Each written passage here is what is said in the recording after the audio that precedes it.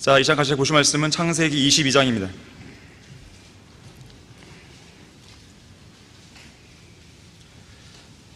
창세기 22장 1절, 2절 말씀 보겠습니다. 설교는 1절부터 19절까지를 할 것이고요. 시간 관계상 1절만 2절, 1절, 2절만 읽도록 하겠습니다. 22장 1절에서 이 일들 후에 하나님께서 아브라함을 시험하시며 그에게 말씀하시기를 아브라함아 하시니 그가 말하기를 보소서 내가 여기 있나이다 하더라. 하나님께서 말씀하시기를 내 아들 곧 내가 사랑하는 내 독자 이삭을 이제 데리고 모리아 땅으로 가서 산들 중에서 내가 네게 알려줄 한 산에서 그를 번제로 드리라 하시더라. 자, 말씀을 위해 다 같이 기도하겠습니다. 위대하신 아버지 하나님, 저희들에게 아름다운 교회를 세워주시고 이렇게 복된 시간에 주님께서 원하시는 최상의 예배를 드릴 수 있도록 역사해 주셔서 감사드립니다. 우리의 마음이 주님 한 분만으로 그리고 선포되는 말씀으로 가득 채우길 원합니다. 저희들은 주님의 음성을 듣고 싶습니다. 이 말씀을 통해 우리에게 보여주시는 그 말씀들을 우리가 잘 깨닫길 원합니다. 저희들을 성령으로 충만케 해주십시오. 마귀의 공격으로부터 보호해 주십시오. 이 말씀을 통해 마음과 생각에 변화를 입게 해주시고 우리의 생활에 열매가 나타나도록 도와주십시오. 하나님께서 얼마나 우리를 사랑하시고 또 얼마나 우리를 위하시며 또 얼마나 우리의 몸을 원하시는지 우리 성도들이 잘 깨닫게 해주시고 각자의 남은 생애가 주님 안에서 의미 있고 복되고 또 주님을 위해서 온전히 드려지는 그런 생애가 될 수 있도록 역사해 주십시오. 이 시간 온전히 주님께 의탁드립니다. 마귀의 공격으로부터 보호해 주십시오. 주 예수 그리스도 이름으로 기도했습니다. 아멘. 자, 아브라함의 위기. 지금 아브라함이 이제 시험을 받는 것인데 이것은 일종의 위기예요. 시험을 잘 통과하면 위기가 이제 기회가 되는 것이죠. 하지만 시험을 잘 통과하지 못하면 이것이 위기로도 작용할 수 있는 것이에요. 아브라함은 우리가 잘 알다시피 시험을 잘 통과했죠. 그래서 더 큰 복을 얻게 됩니다.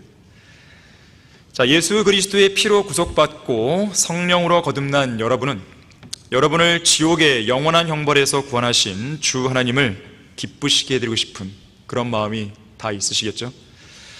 자, 그렇다면 하나님을 기쁘시게 해드릴 수 있는 가장 간단하면서도 가장 확실하고 가장 좋은 방법이 무엇인지 아십니까? 제가 여러분들에게만 특별하게 말씀을 알려드리는 것이 믿음을 가지면 됩니다. 히브리서 11장 6절에서는 믿음이 없이는 하나님을 기쁘시게 할 수 없다고 그랬어요. 하나님께 나아가는 자는 그분이 존재하신 것과 그분이 자기를 열심히 찾는 자들에게 보상하는 분이심을 마땅히 믿어야 한다고 그랬어요. 저는 이 말씀 읽고 무릎을 탁 쳤어요. 아, 하나님을 기쁘시는 방법이 이거구나. 무슨 멀리 복잡하게 생각할 필요 없다는 거예요. 거창한 게 아니에요. 하나님을 내가 믿었을 때 정말로 내가 믿지 못할 그런 상황에서 내가 주님을 내가 붙들었을 때 하나님은 엄청나게 기뻐하시는 거예요. 제가 아주 비밀을 하나 알려드렸으니까는 잘 활용하셔야 됩니다. 하나님께서는 믿음을 지닌 성도를 무척 기뻐하세요. 정말로 여러분이 사랑하고 섬기는 하나님을 진정으로 기쁘시게 해드리고 싶다면 다른 것보다도 일단 믿으세요. 하나님만을 온전히 믿고 전적으로 신뢰해야 됩니다.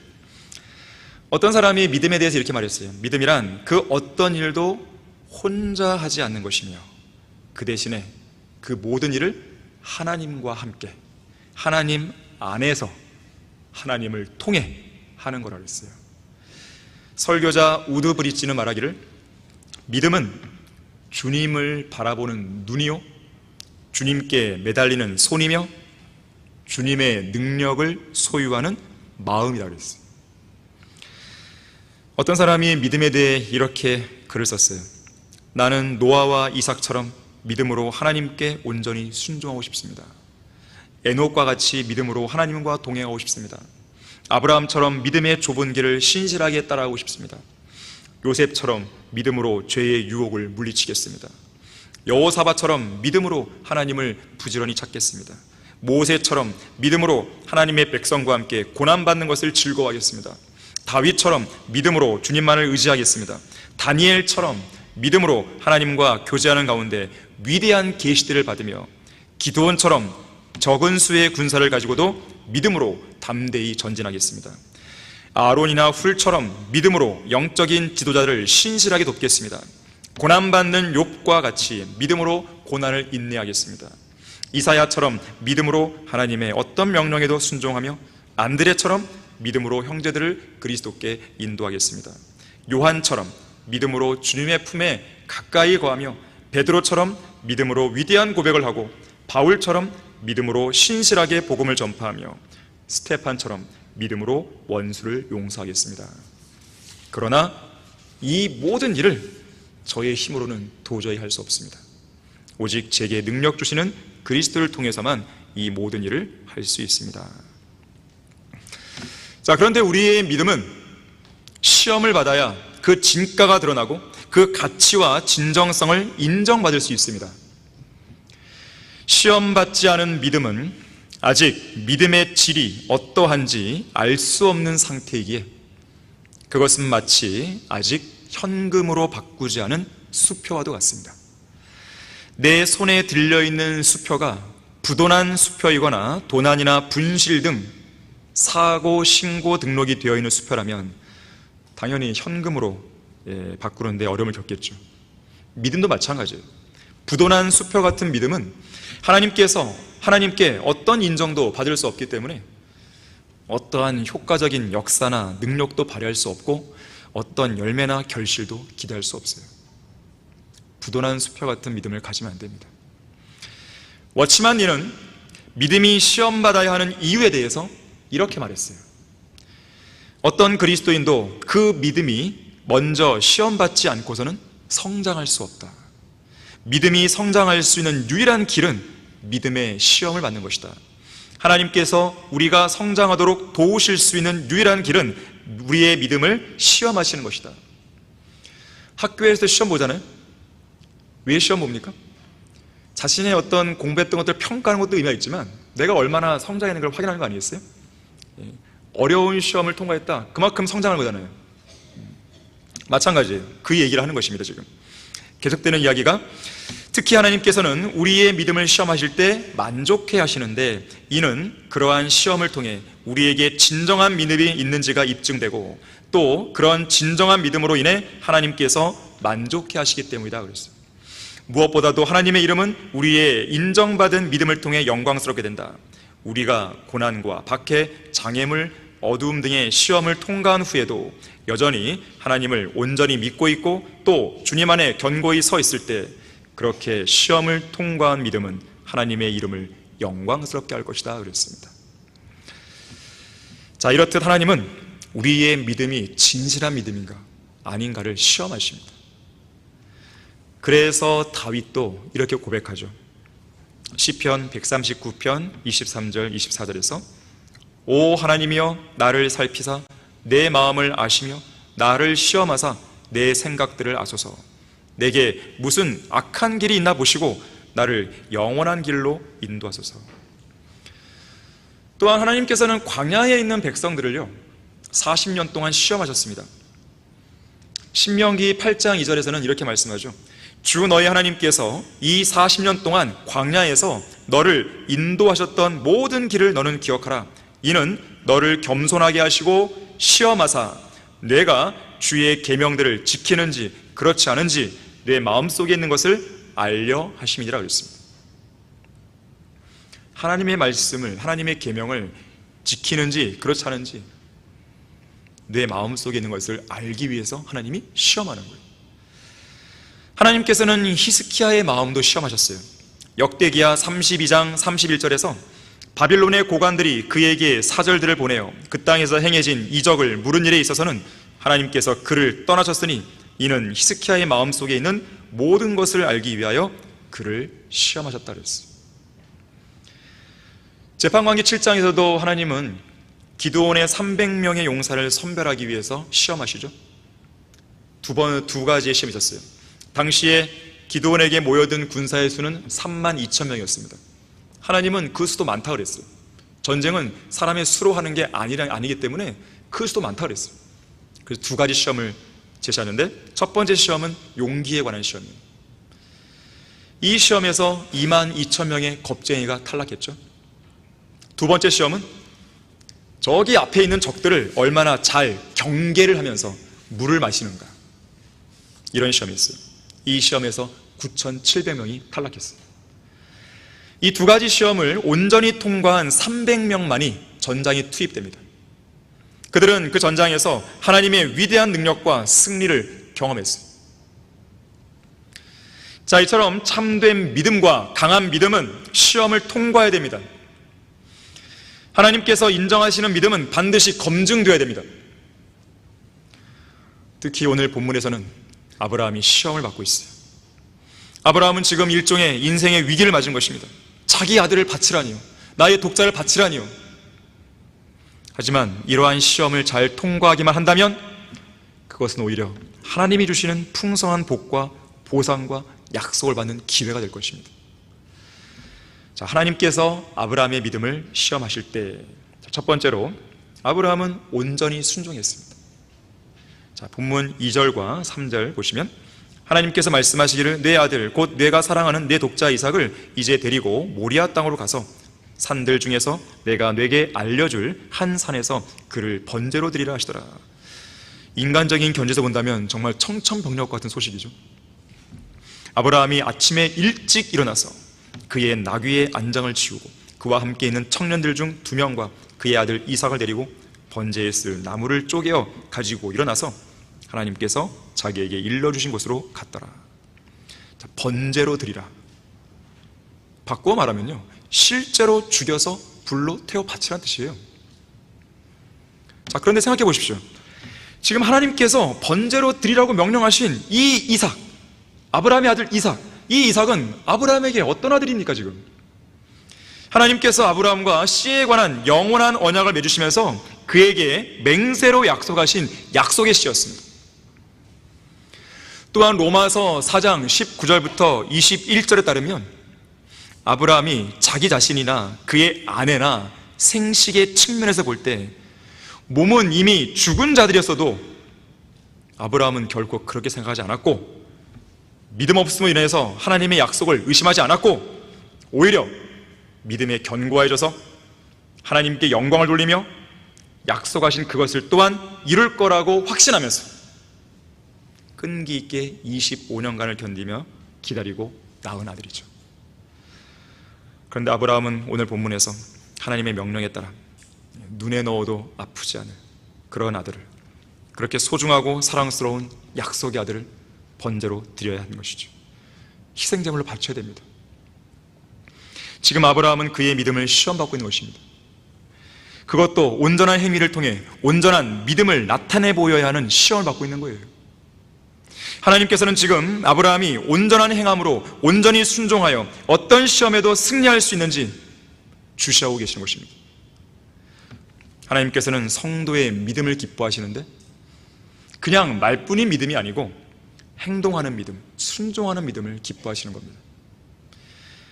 사무엘상 15장 22절에서 주께서 번제와 희생제를 주의 음성에 복종하는 것만큼 크게 기뻐하시나이까 보소서 복종하는 것이 희생 제물보다 낫고 경청하는 것이 순양의 기름보다 낫나이다 그랬어요. 자, 번제, 구약에서 5가지 제사 중에 하나죠. 번제. 이 구약의 성막에서요, 번제물을 드리려는 사람이 그의 제물을 성막의 뜰로 가져오게 되면 제사장은 그 사람을 데리고 성막 문 옆에 있는 번제단 북쪽으로 제물을 가져가게 합니다. 그리고 그곳에서 제물로 바쳐진 소와 양을 죽이게 하죠. 그때 흘러나오는 피는 큰 그릇에 받아서 번제단 위 사면에 뿌리게 됩니다. 그리고 동물의 가죽을 벗기고 각을 뜨고 다리와 내장은 물로 씻은 다음 그 전부를 번제단 위에 완전히 불사르게 돼요. 가죽을 제외한 짐승의 모든 것, 그 전부를 완전히 불살라서 하나님께 완전히 바치게 됩니다. 그래서 보통 번제 그러면 온전한 번제, 이런 수식어가 따라 나와요. 온전한 번제, 그냥 번제가 아니라 온전한 번제. 신명기 33장 10절에서 그들이 야곱에게 주의 명령들을, 이스라엘에게 주의 율법을 가르칠 것이요, 그들이 주 앞에 향을 피우고 온전한 번제의 희생을 주의 제단 위에 드리리다 그랬어요. 온전한 번제입니다. 가죽을 제외한 모든 걸 다 바치는 거예요. 다 태우는 거예요. 시편 51편 19절도 그때 주께서는 의의 희생제들과 번제와 온전한 번제를 기뻐하시리니 그때 그들이 주의 제단에 수송아지들을 드리리다 그랬어요. 자, 하나님은 온전한 번제를 기뻐하십니다. 바꿔 말하면 온전한 번제는 온전한 순종이자 온전한 헌신이에요. 특히 구약의 율법에서 번제 그러면 흠없이 온전히 드려지신 예수 그리스도의 모형이 됩니다. 예수 그리스도께서는 자신의 몸을 온전한 번제로 하나님께 드리셨어요. 갈보리 십자가라는 제단 위에서 우리 죄인들을 위한 온전한 번제물이 되신 겁니다. 또한 번제는 헌신을 의미합니다. 예수님도 자신의 몸을 하나님께 바치신 거 아니겠어요? 일종의 헌신이죠. 자, 그런데 이러한 헌신은 죄인들을 위해서 온전한 번제물이 되신 예수 그리스도를 자신의 구주로 믿고 구원받은 성도들에게도 요청되는 실천 항목입니다. 헌신. 로마서 12장 1절에서 그러므로 형제들아 내가 하나님의 모든 자비하심으로 너희에게 권고하노니 너희 몸을 하나님께서 기뻐하시는 거룩한 산 제물로 드리라. 이것이 너희가 드릴 합당한 예배니라 그랬습니다. 자, 우리 그리스도들 역시나 자신의 몸을 거룩한 산 제물로 하나님께 드려야 됩니다. 자신의 몸을 흠도 없고 점도 없는 죽은 제물이 아니라 살아있는 제물로 드려야 돼요. 이스라엘 백성들이 온전한 번제를 바쳤듯이 우리도 하나님 앞에서 온전한 헌신을 해야 됩니다. 온전한 순종을 주님 앞에 나타내 보여야 되는 것이에요. 믿음의 용사들을 언급하고 있는 히브리서 11장은 믿음의 장으로 불리지만 믿음만, 말뿐인 믿음만 강조가 되는 게 아니라 행위가 동반된 믿음입니다. 우리가 믿는 어떤 구원의 믿음, 이거와 달라요. 행위가 동반된 믿음이에요. 실제적인 순종의 행위가 따르는 믿음입니다. 그래서 믿음이 있던 아벨은 더 나은 제사를 하나님께 드렸다 그러죠. 노아는 믿음으로 방주를 지었죠. 방주를 짓는 행위가 나온 거죠. 믿음의 조상 아브라함은 어디로 가야 하는지도 모르면서 오직 하나님의 명령에 순종해서 고향을 실제로 떠났죠. 오늘 본문에서는 자신의 독자 이삭을 제물로 바쳤죠. 모세 역시나 자기 안에 있는 믿음을 실제 행동으로 입증해 보였는데 잠시 동안 죄의 낙을 누리는 것보다 하나님의 백성과 함께 고난받는 걸 택했고 결국 이집트를 떠났죠. 창녀 라합도 정탐꾼들을 실제 영접함으로써 자신에게 믿음이 있음을 보였죠. 기드온, 바락, 삼손, 입다, 다윗, 사무엘, 선지자 다 마찬가지입니다. 누구를 거론한다 하더라도 믿음의 사람들은 다 행위가 동반된 그런 믿음이 있었어요. 온전한 순종, 온전한 헌신, 이것이 동반되는 믿음인 것입니다. 참된 기독교의 본질은 예수 그리스도를 향한 철저하고 온전한 헌신에 있다라고 누군가가 말했죠. 자, 오늘 본문에서 아브라함은요, 자신 안에 있는 온전한 믿음을 온전한 순종을 통해 보이기 위해 즉각 순종합니다. 아브라함은 그의 믿음을 시험하시는 하나님의 명령에 대해서 어떤 의문이나 이의를 제기하지 않았어요. 조금의 주저함이나 머뭇거림도 없었습니다. 조금도 지체하지 않았습니다. 그는 즉각 시행했고 즉각 움직였어요. 본문 3절에서 보듯이 아침 일찍 일어났습니다. 나귀의 안장을 치우고 청년들 2명과 그의 아들 이삭을 데리고 번제에 쓸 나무를 쪼개어 가지고 일어나서 하나님께서 자기에게 일러주신 곳으로 간 거죠. 윌리엄 거넛이라는 사람은 순종이 없는 제사는 신성모독이라고 했어요. 우리식으로 바꿔 얘기하면 순종이 없는 예배는 그야말로 신성모독인 거예요. 브릿지라는 사람은요, 신앙에 있어서 성공했다, 실패했다 이런 말 하지 말고 차라리 순종을 했다, 불순종했다 이런 말을 하라고 했어요. 오스왈드 챔버스는 하나님께서는 우리의 성공을 원하시지 않고 우리 자체, 우리의 몸 자체를 원합니다. 또한 우리가 무언가를 성취할 것을 요구하지 않고 우리가 순종할 것을 요구하신다고 했습니다. 무언가를 성취하고 안 하고는요, 내가 결정할 게 아니에요. 열매를 얼마나 냈느냐, 이건 내가 결정할 게 아니에요. 내가 지금 해야 될 것은 순종입니다. 내가 하나님께 전적으로 순종하게 되면 하나님께서는 그의 상황하는 열매를 풍성히 내주시는 거예요. 구령도 마찬가지죠. 우리가 할 일은 몇 명 구령했냐, 이게 핵심이 아니죠. 구령하러 나가냐 이거예요. 주님께서는 때를 얻든지 뭘 얻든지 복음을 전하려 했는데 나갔냐 이거예요. 전했냐 이거예요. 거기에 순종했으면 내가 일단 할 일은 끝난 거예요. 그의 상하는 열매는 하나님께서 거두게 하시는 겁니다. 어떤 전쟁에서 그날의 전투가 끝났을 때 지휘관이, 최종 총사령관이 그날의 전투 상황에 대해 장교들과 평가하고 있었습니다. 지휘관은 장교들에게 어떤 군인이 그날 전투에서 가장 탁월한 군인이었는지 말해보라고 했습니다. 어떤 장교는 말합니다. 가장 탁월한 군인은 용감하게 싸우다가 전사한 군인입니다. 또 다른 장교들은 이런 군인 저런 군인 하면서 각기 나름대로 의견을 제시합니다. 그러다 지휘관이 말하죠. 여러분 모두 다 틀렸습니다.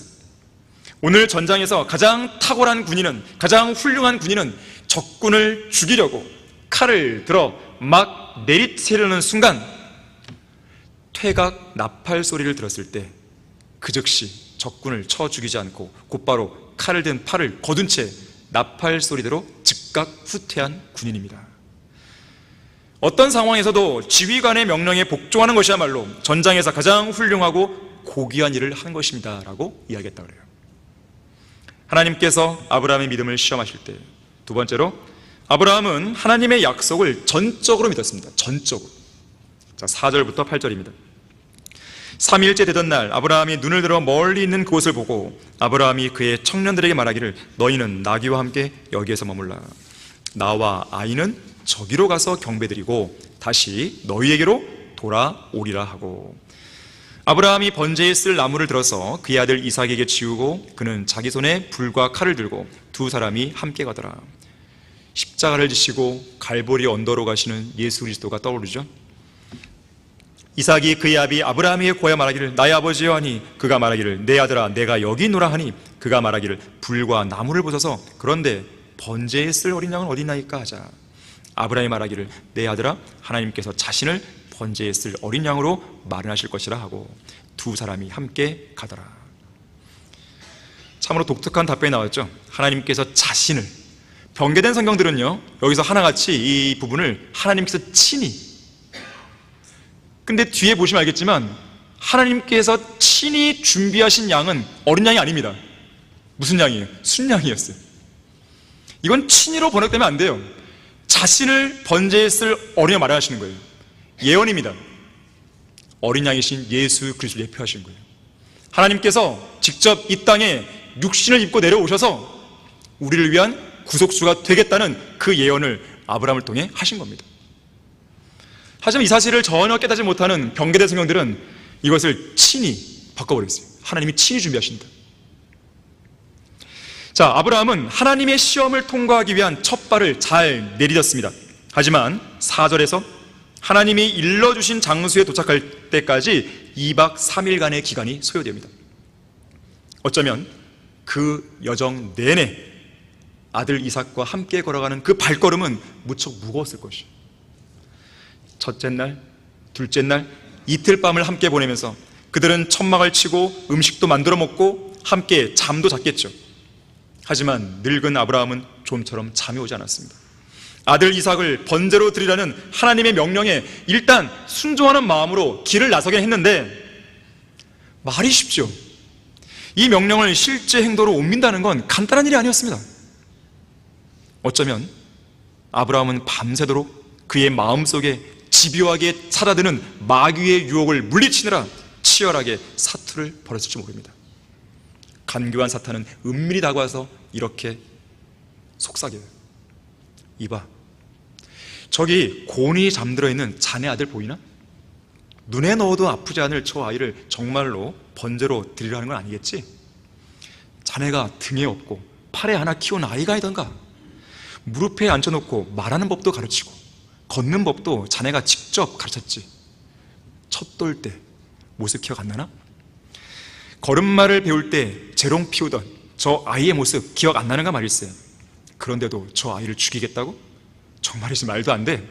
과연 그렇게 하는 것이 하나님의 뜻이겠는가? 정말로 하나님께서 저 아이를 번제로 드리라고 하신 거 맞아? 그건 말도 안 되는 소리야. 생각해봐. 저 아이가 죽으면 자네의 후손들이 어떻게 나오겠냐고. 저 아이가 죽은 다음 자네가 또 다른 아이를 낳을 수 있을 것 같아? 자네는 지금 속고 있는 거야. 속고 있는 거라고. 어느새 아브라함의 두 뺨에는 눈물이 흘러내립니다. 코를 훌쩍이는 소리에 아들 이삭이 깰까봐 아브라함은 조용히 뒤로 돌아 눈물을 훔치고는 무릎을 꿇고 하나님께 기도를 드려요. 하나님, 지금 저는 마음이 무척 괴롭습니다. 도와주십시오. 일전에 하나님의 약속을 기다리지 않고 아내 사라의 말만 듣고 제멋대로 하갈과 동침하여 이스마엘을 낳은 것 용서해 주십시오. 제가 잘못했습니다. 제가 알고 있는 죄들은 다 자백했습니다. 혹시라도 아직 자백하지 않은 죄가 있다면 알려주십시오. 이 칠흑같이 어두운 밤에 고요한 침묵처럼 주님이 침묵하고 계신다 할지라도 주님은 분명 저의 기도를 듣고 계십니다. 주님, 저의 믿음 없음을 도와주십시오. 마귀의 공격을 물리쳐 주십시오. 저는 주님만 믿겠습니다. 신실하신 주님만 전적으로 신뢰하겠습니다. 하지만 믿음으로 산다는 것이 때때로 무척 힘이 듭니다. 저를 도와주십시오. 아브라함은 아마 간절히 주님께 매달렸을 것이에요. 그래서 사탄은 공격의 수위를 높입니다. 아브라함의 간절한 기도를 방해하며 이렇게 속삭이는 것이, 자네 아들 이삭을 죽이면 안 돼. 그건 하나님의 뜻이 아니야. 생각해봐. 하나님께서 다른 이교도들이 섬기는 신처럼 사람을 바치는 인신제사를 원하겠냐고. 이삭을 번제로 드리라는 명령은 모두 거짓말이야. 포기해. 포기하라고. 저 아들을 죽이는 순간 자네의 쓰라린 심장은 터져버리고 말 거야. 그래, 자네 아내 사라하고는 이야기가 된 건가?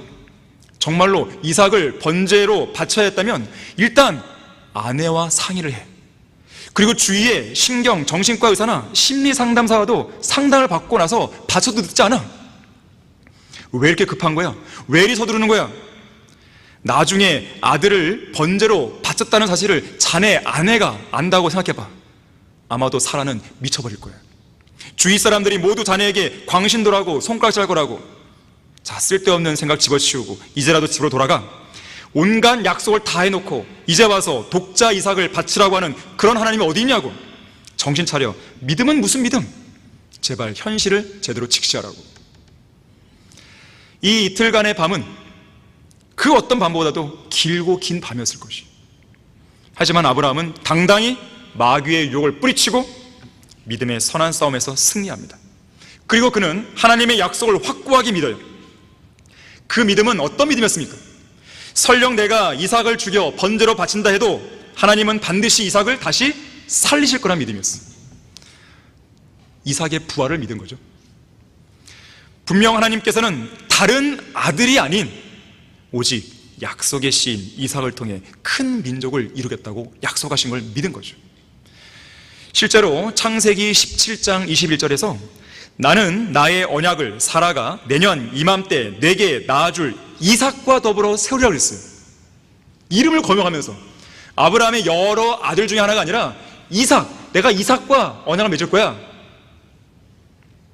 그래서 이삭이 죽으면 하나님의 언약은 취소될 거 아니겠어요? 하나님의 약속이 깨지면 안 되죠. 하나님 스스로 약속을 깨겠습니까? 말이 안 되죠. 자, 그래서 하나님께서 이삭을 번제로 드리라고 했을 때는 이삭을 죽인다 해도 다시 살리실 거라는 전제가 깔려있는 시험이에요. 그렇지 않고서는 이삭을 통해 이루겠다는 하나님의 약속이 이행될 수가 없는 거죠. 자, 이것이 바로 아브라함의 믿음이었고 아브라함의 확신이었습니다. 그래서 아브라함은 본문 5절에서 이렇게 말하는 거예요. 나와 아이는 저기로 가서 경배 드리고 다시 너희에게로 돌아오리라.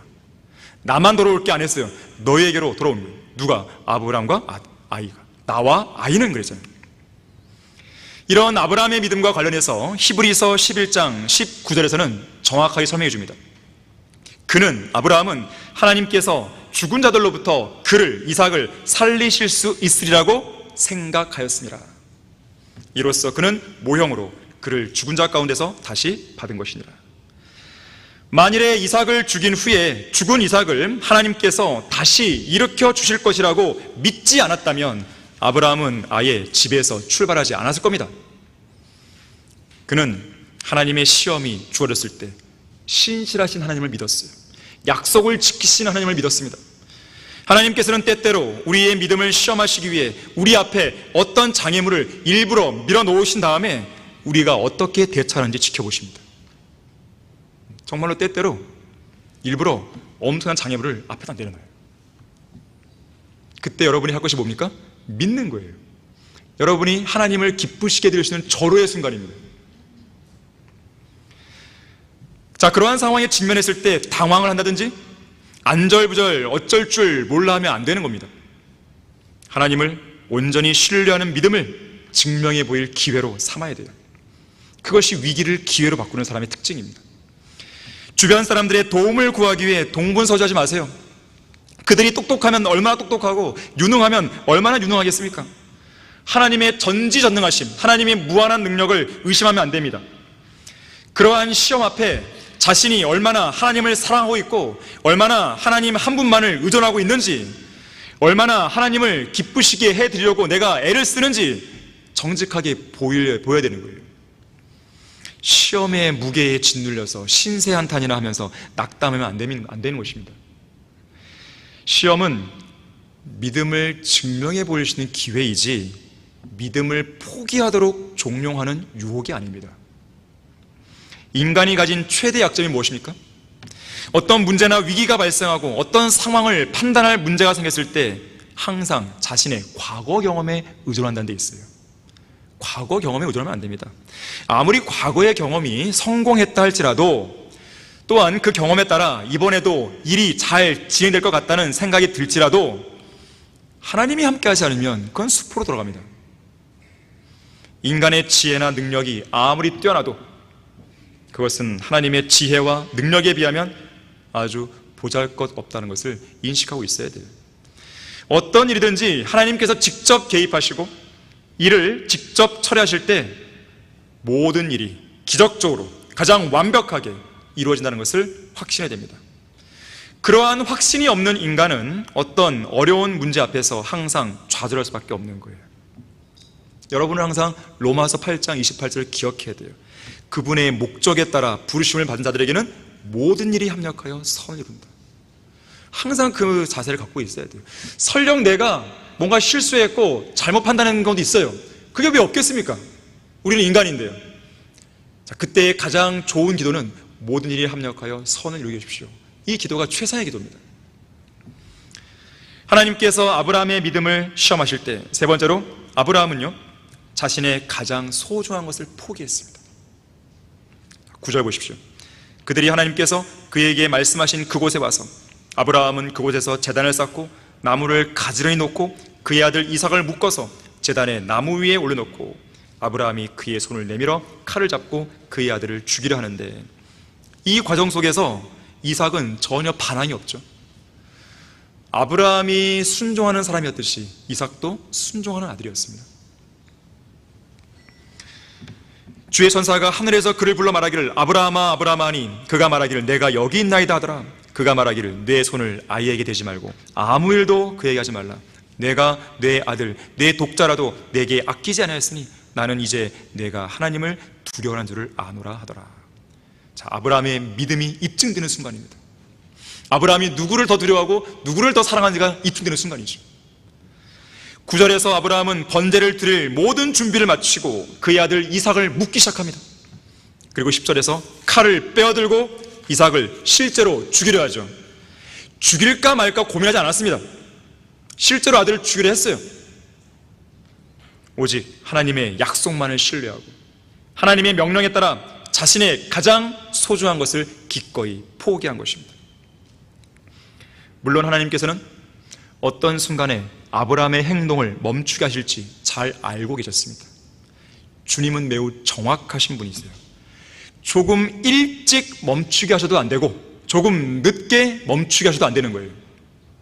조금 늦게 멈추게 되면 이삭은 죽게 되는 것이고 물론 살리실 수 있지만 약간 모양새가 이상해져 버리는 것이죠. 조금이라도 일찍 멈추게 하면 아브라함의 믿음은 온전히 시험받지 못합니다. 제대로 된 시험이 안 되는 거예요. 아무리 아브라함도 자신의 아들 이삭을 하나님께서 살려줄 거라는 믿음을 가졌다 하더라도 이게 되겠습니까? 잘 쉽지가 않잖아요. 더군다나 사탄은 그 순간까지 계속해서 아브라함의 행동 하나하나를 주시하며 아브라함의 마음속에 계속해서 의심과 불신과 불평을 스며들게 했을 것이에요. 자, 그런 모든 유혹들을 이겨내고 마지막 순간까지 하나님을 신뢰하는 사람만이 진정한 믿음의 사람이고 진정으로 시험을 통과한 사람이에요.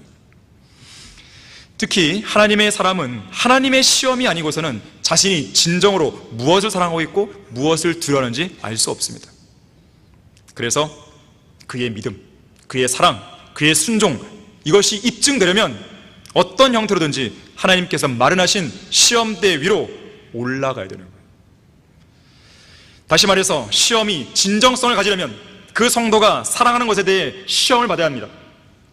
아브라함은 약속의 씨, 자기가 노년에 얻은 아들, 눈에 넣어도 아프지 않을 그 아들, 자신이 사랑하는 그 아들로 지금 믿음의 시험을 받았어요. 하나님은 아브라함에게 물으시는 거예요. 너가 가장 소중히 여기고 사랑하는 대상을 주님을 위해 포기할 수 있냐? 물으신 거예요. 아브라함은 네, 드리겠습니다. 믿음을 지켰죠. 결국 시험에 합격하죠. 그래서 11절 12절에서 하나님은 아브라함을 부르시면서 내 손을 아이에게 대지 말고 아무 일도 그에게 하지 말라. 아주 정확한 타이밍에 하나님이 멈추게 하신 거예요. 내가 내 아들 내 독자라도 내게 아끼지 아니하였으니 나는 이제 내가 하나님을 두려워하는 줄을 안다. 하나님을 두려워하기 때문에 하나님을 온전히 믿을 수가 있는 것이고 하나님을 온전히 믿기 때문에 온전한 순종이 나올 수 있는 거예요. 하지만 독자 이삭을 드리는 것은 과연 말처럼 쉬운 게 아니에요. 우리는 이미 끝난 거 가지고 얘기하니까 되게 쉽게 얘기하지만요, 당시의 상황을 한번 생각해 보세요. 이건 보통 일이 아닌 것입니다. 아브라함의 심정을 헤아려보면 쉬운 일이 아니에요. 만일에 아브라함이 독자 이삭보다 하나님을 더 사랑하지 않았다면 이삭을 제물로 바치지 못했을 것이에요. 좀 신뢰가 좀 더 온 것 같습니다. 그래서 하나님의 시험을 통과하고 견뎌내는 원동력은 다른 데 있지 않고 하나님을 사랑하는 마음에서 나옵니다. 여러분, 성경에서 사랑이라는 단어는요, love라는 단어가 창세기 22장에서 처음 나옵니다. 거기 본문 2절에 나오죠. 2절, 내가 사랑하는 내 독자 이삭 그랬어요. 아브라함이 사랑하는 아브라함의 독자 이삭. 그래서 성경에서 사랑의 정의는 남녀 간의 사랑이 아닙니다. 친구들 간의 우정이 아니에요. 전장에서 피어나는 전우애가 아닙니다. 동역자들 간의 그런 사랑이 아니에요. 심지어 모성애도 아닙니다. 아버지가 아들을 사랑하는 거예요. 구약에서, 성경 전체에서 사랑이 언급될 때 그것은 아들을 향한 아버지의 사랑입니다. 신약도 마찬가지예요. 마태복음 3장 17절에서도 사랑이라는 단어가 신약에서 처음 나오는데, 보라, 하늘에서 한 음성이 있어 말하기를 이는 내 사랑하는 아들이요 그 안에서 내가 매우 기뻐하노라고 하시더라 그랬어요. 누가 누구에게 하신 말씀입니까? 아버지 하나님이 아들 하나님 예수 그리스도에게 하신 말씀이죠. 자, 아브라함과 이삭의 관계가 그대로 하나님과 아들 예수 그리스도의 관계로 바로 연결되는 것이죠. 중요한 것은요, 아들을 향한 아버지의 사랑이 사랑하는 아들을 죽이는 것으로 이어졌다는 것이 이 본문의 핵심이에요. 아브라함은 100세에 얻은 아들, 눈에 넣어도 아프지 않을 사랑스러운 독자를 하나님의 명령에 따라 주님께 번제로 바쳐서 자기 아들 이삭보다 하나님을 더 사랑한다는 한 차원 더 높은 사랑을 보였죠. 이처럼 아브라함에게는 그의 독자 이삭을 사랑하는 것보다 더 크고 더 높은 차원의 사랑, 곧 하나님을 첫째로 사랑하는 그 사랑이 있었듯이 아버지 하나님께서는 그분의 아들이신 예수 그리스도를 향한 사랑보다 한 차원 더 크고 더 높은 사랑을 세상 죄인들에게 보여주기 위해 자신의 하나뿐인 아들, 그 사랑하는 독생자 예수 그리스도를 한순간 포기하시고 죄와 저주로 삼아 십자가에 내어줬죠. 이것이야말로 완전한 사랑입니다. 죄 없으신 분께서 더러운 죄인인 우리 모두의 죄들을 제거하기 위해 죽으신 사랑이죠. 자, 아브라함은 어쨌든 자신의 아들을 향한 사랑보다 그 아들을 주신 하나님을 향한 사랑이 더 컸던 것이죠. 그래서 하나님을 위해서, 내가 가장 사랑하는 주님을 위해서 나의 가장 소중한 것을 포기할 수 있었던 것입니다. 포기했더니 하나님 어땠을까요? 다시 돌려주시잖아요. 한 번은 의사들이 포기한 어떤 아이가 있었습니다. 그들은 이 아이가 오늘 밤을 넘길 수 없을 거라고 부모에게 말했어요. 이 아이의 부모는 어린아이의 생명을 살려달라고 하나님께 간절히 기도했습니다. 기도하고 또 기도했습니다. 하지만 그 아이의 생명은 계속해서 사그라지고 꺼져갔어요. 그때 그들이 다니는 교회의 담임 목사가 병실로 들어와서 그들과 함께 기도한 다음에 이렇게 말합니다. 어쩌면 하나님께서 당신들이 원하는 것보다 더 간절히 이 아이를 원하고 계신지 모르겠습니다. 당신들은 이 아이가 당신들의 팔에 안겨있던 어린 아기였을 때부터 주님의 소유라고 하면서 이미 주님께 그 아이를 드리지 않았습니까? 그렇다면 오늘 밤 주님께서 이 아이를 데려가길 원하실 때 마음 편히 저 하늘나라로 데려가시라고 주님께 기도하는 것이 어떻겠습니까? 그러자 아이의 엄마가 말합니다. 안 돼요. 저는 이 아이를 포기할 수 없어요. 이 아이를 포기할 수 없다고요. 저는 포기하고 싶지 않아요. 그래서 그들은 다시 결국 함께 또 무릎 꿇고 하나님께 살려달라고 계속 기도했어요. 그러는 만큼 이 작은 어린아이의 생명은 점점 더 빠른 속도로 꺼져만 가고 있었습니다. 마침내 이제는 일말의 소망도 남아있지 않다는 그 순간이 이르자 이 아이의 부모는 마음이 찢어졌습니다. 결국 주님께 항복했어요. 전능하신 아버지 하나님, 주님께서 정말로 이 아이를 데려가기 원하신다면 저 하늘나라로 데려가 주십시오. 이제 이 아이를 내려놓겠습니다. 그때 기적이 일어났습니다. 이 아이의 꺼져가던 생명이 갑자기 다시 돌아왔고 생기를 찾았고 아이가 살아난 것이죠. 이유가 과연 무엇인가? 그들의 아이, 곧 그들의 이삭이 그들의 마음속에서 죽은 거죠. 하나님의 뜻 가운데 모든 걸 맡기고 자신의 생각, 자신의 뜻, 심지어 일종의 집착과 고집을 다 포기했을 때 하나님께서 일을 하기 시작하신 겁니다. 그렇게 하나님께서 원하시는 뜻이 이루어지자 주님께서는 그들에게 복을 주신 것이고 그들의 아이를 다시 소생시켜서 그들에게 돌려주셨다는 일화가 있어요. 결론을 맺겠습니다. 하나님의 시험 속에서 아브라함이 자신의 가장 소중한 것을 포기했을 때 하나님은 아브라함의 가장 소중한 것을 다시 돌려주셨고 그리고 더 큰 복과 보상으로 예비하시고 갚아주십니다. 자, 이어지는 13절부터 19절인데요 우리가 읽어보겠지만 우선은 아들 이삭을 다시 돌려받았고요 번제로 드릴 순양이 마련됐고 복과 번성이 약속되고 씨에 대한 언약이 더욱 확고하게 주어집니다. 13절에서 아브라함이 눈을 들어 살펴보았더니 보라, 뿔이 수풀에 걸린 순양 한 마리가 그 뒤에 있는지라. 아브라함이 가서 순양을 잡아와서 그의 아들 대신에 번제로 드렸더라. 아브라함이 그곳의 이름을 여호와 이레라 불렀더니 오늘까지도 말하여지기를 주의 산에서 그것이 보여지리라 하더라. 주의 천사가 하늘로부터 두 번째로 아브라함을 불러 말하기를 주가 말하노라.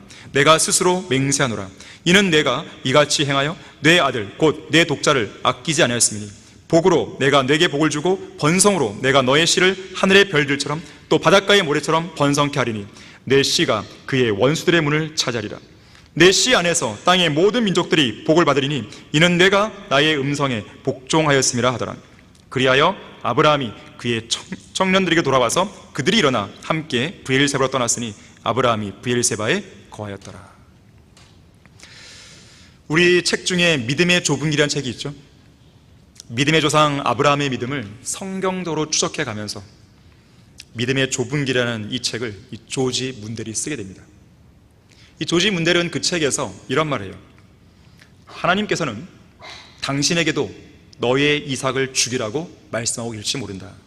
하나님께서 당신에게 주님의 말씀을 최우선으로 두고 그분을 따르라고 명령하실 때 당신은 자신의 연인이나 배우자를 너무나 사랑하는 관계로 자신의 생애를 난파선 속에 산산이 부서뜨리고 있지는 않은가? 당신은 하나님께서 부르고 계신 당신의 자녀를 당신의 고집 속에 꽉 붙잡고 있지는 않은가? 당신은 당신의 자녀가 선교사로 부름받을까 두려워서 주일 성경학교에서 하나님의 말씀으로 양육받는 것을 금하고 있지는 않은가? 당신은 당신의 자녀가 하나님의 길을 따르지 못하도록 자녀의 인생을 여러분이 좌지우지하고 있지 않은가? 그렇게 하고 있다면 당신은 그야말로 무서운 대가를 치를지 모른다. 주님을 위해 당신이 사랑하는 존재를 내어드리라. 당신의 이삭을 죽이라.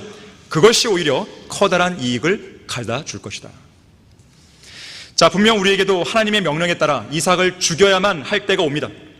내가 가장 소중히 여기고 내가 가장 아끼는 것을 포기해야 할 순간이 반드시 올 것이에요. 그때마다 우리는 이렇게 기도해야 돼요. 주님의 뜻대로 하옵소서. 주님의 뜻대로 하는 것이 제게 가장 좋습니다. 주님께서 추진하시는 그 모든 일들 가장 완벽하고 좋은 것입니다. 그렇게 고백해야 돼요. 그리고 자신의 소중한 모든 것들을 주님의 손에 의탁하고 내려놔야 됩니다. 그래야 우리 믿음의 진정성을 시험하시는 하나님의 그 시험을 통과할 수가 있는 거예요. 물론 그러한 시험은 때때로 고통스럽습니다. 쉽다고 말하는 게 아니에요. 고통스러운 것이기 때문에 때로는 우리로 하여금 잠시 슬퍼하게 할 수 있어요. 잠시 슬퍼하는 것까지는 괜찮습니다. 하지만 그러한 슬픔에 얽매여서 낙심하고 좌절하는 것은 우리의 올바른 태도가 아니에요. 그래서 베드로는 여러 가지 시험으로 잠시 슬퍼할 수밖에 없지만 그것을 크게 기뻐해야 한다고 권면합니다. 슬픔과 기쁨, 이 두 가지 요소는 성도들의 삶에 있어서 위대한 모순이자 역설이에요. 그러나 이런 인생 가운데 우리가 시험으로 인해 잠시 슬퍼할 수 있어도 크게 기뻐할 수 있는 이유는 바로 그 믿음의 시험이 성도들이 받게 될 칭찬과 존귀와 영광을 준비하는 과정이기 때문에 그런 거예요. 오늘 이 땅에서의 믿음의 시험이 내일 저 셋째 하늘에서의 칭찬과 존귀와 영광이 된다는 것을 항상 잊지 않는 성도 되길 바라겠습니다. 자, 기도하겠습니다. 아버지 하나님, 오전에 이어 이 오후에도 아름다운 예배를 드리게 해주셔서 감사합니다. 하나님께서 이 말씀을 통해 저희들 각자의 마음속에 새겨주신 그 진리, 그 깨달음, 또 도전, 그리고 회개, 통회함, 이 모든 것들로 인해 감사를 드립니다. 우리는 변화되어야 됩니다. 어제보다는 오늘이 더 나은 모습으로, 오늘보다는 내일이 더 나은 모습으로, 지난주보다는 이번 주가 더 나은 모습으로, 작년보다는 올해가 더 나은 모습으로 계속 변모되어야 하는 것입니다. 우리 모든 성도들이 성장할 수 있게 해주십시오. 이러한 믿음의 시험을 통해서 더욱더 연단되는 가운데 주님께서 원하시는 훌륭하고 신실한 그리스도의 군사요 일꾼으로 성장하게 해주십시오. 주 예수 그리스도 이름으로 기도했습니다. 아멘.